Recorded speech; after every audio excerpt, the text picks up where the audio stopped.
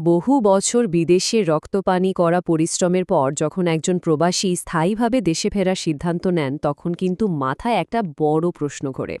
দেশে গিয়ে আসলে কি করব, কোন ব্যবসাটা করলে দ্রুত সফল হওয়া যাবে, আর সবচেয়ে বড় কথা পুঁজিটা মার খাবে না। দেখুন, অনেক সময় এমন হয় যে অনেকেই না বুঝে ভুল জায়গায় টাকা খাটিয়ে সব হারিয়ে ফেলেন, আর বাধ্য হয়ে আবারও সেই বিদেশে পাড়ি জমান। কিন্তু আজকের এই বিশ্লেষণে আমরা এমন কিছু সুনির্দিষ্ট এবং ডেটা ভিত্তিক ব্যবসার খাত নিয়ে কথা বলবো, যেখানে প্রবাসীদের সফল হওয়ার সম্ভাবনা সত্যিই সবচেয়ে বেশি, আর পুঁজি হারানোর ঝুঁকি একেবারেই কম। তো সরাসরি মূল কথায় আসি, দেশে ফেরার পর সবচেয়ে নিরাপদ এবং লাভজনক ব্যবসা কোনগুলো হতে পারে? জমানো মূলধন সঠিক জায়গায় ইনভেস্ট না করলে তা কিন্তু চোখের পলকে শেষ হয়ে যেতে পারে। তবে চিন্তার কিছু নেই, গবেষণা আর তথ্য বলছে আমাদের দেশেই এমন কিছু নির্দিষ্ট খাত রয়েছে যেগুলো তুলনামূলকভাবে বেশ নিরাপদ, লাভজনক এবং আপনাদের মতো প্রবাসীদের অভিজ্ঞতার সাথে একদম খাপে খাপে মিলে যায়। আজকের এই আলোচনার রূপরেখাটা এক নজরে দেখে নেওয়া যাক। প্রথমে আমরা প্রবাসীদের দেশে ফেরার পর সাধারণ সমস্যাগুলো নিয়ে একটু কথা বলবো।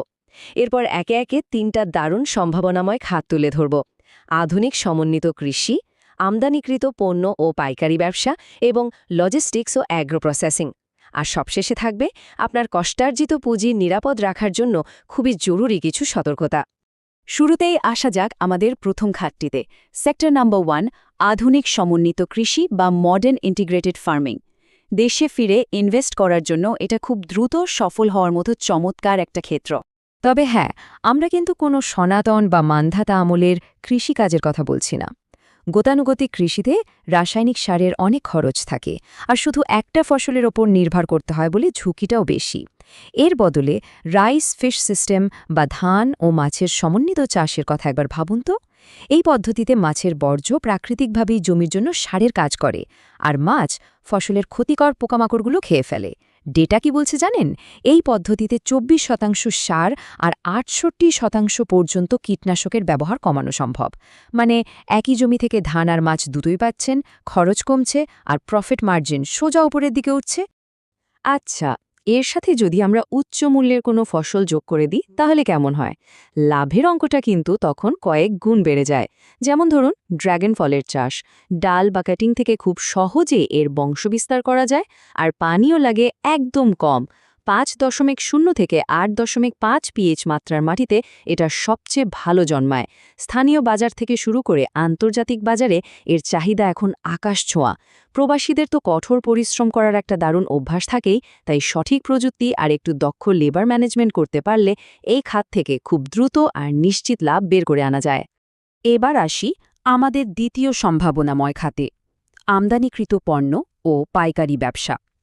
প্রবাসীরা দীর্ঘদিন বিদেশে থাকার সুবাদে বিদেশের কোয়ালিটি প্রোডাক্ট আর ইন্টারন্যাশনাল মার্কেট ট্রেন্ড সম্পর্কে খুব ভালো বোঝেন। আপনার এই অভিজ্ঞতাটাই কিন্তু দেশে ফিরে সবচেয়ে বড় মূলধন হিসেবে কাজ করতে পারে।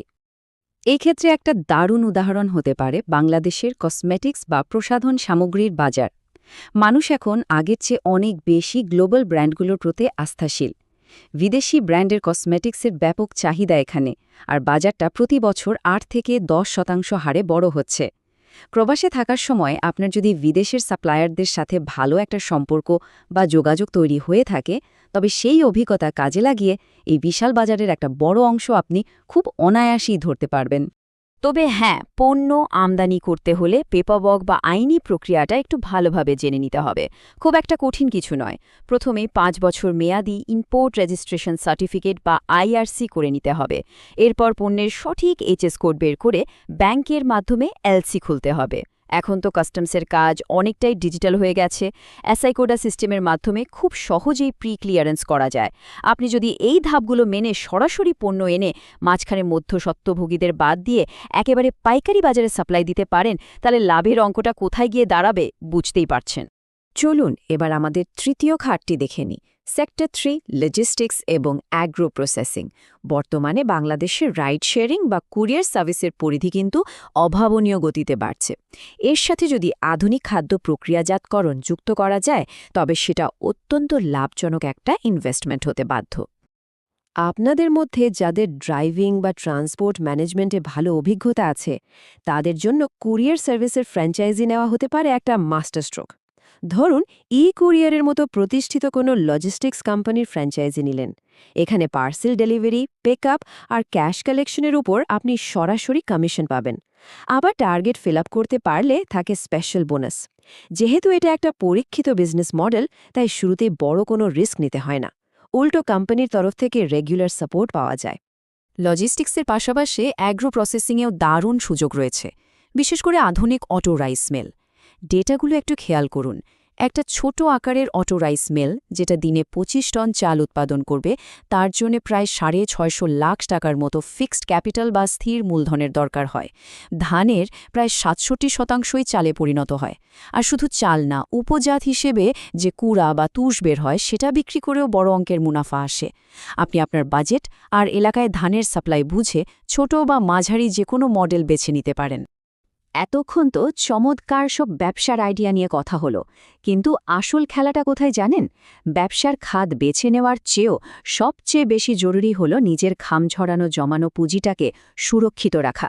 তাই এবার আমরা কথা বলবো ব্যবসায় পুঁজি নিরাপদ রাখার অত্যন্ত গুরুত্বপূর্ণ ৩টা গোল্ডেন রুল নিয়ে। দেখুন, ব্যবসা করতে গেলে এই ৩টা ভুল ভুলেও করা যাবে না। রুল নাম্বার 1, দেশে ফিরেই হুট করে মার্কেট যাচাই না করে কারো সাথে পার্টনারশিপে বড় ইনভেস্ট করে বসবেন না। আগে নিজে বাজারটা বুঝুন। রুল নাম্বার 2, আত্মীয় স্বজনের হাতে টাকা ধরিয়ে দিয়ে নিজে আরাম করে দূরে বসে থাকলে কিন্তু চলবে না। ব্যবসার হাল নিজের হাতেই রাখতে হবে। আর রুল নাম্বার 3, নিজের জমানো পুরো পুঁজি কখনোই একসাথে এক ব্যবসায় ঢেলে দেবেন না।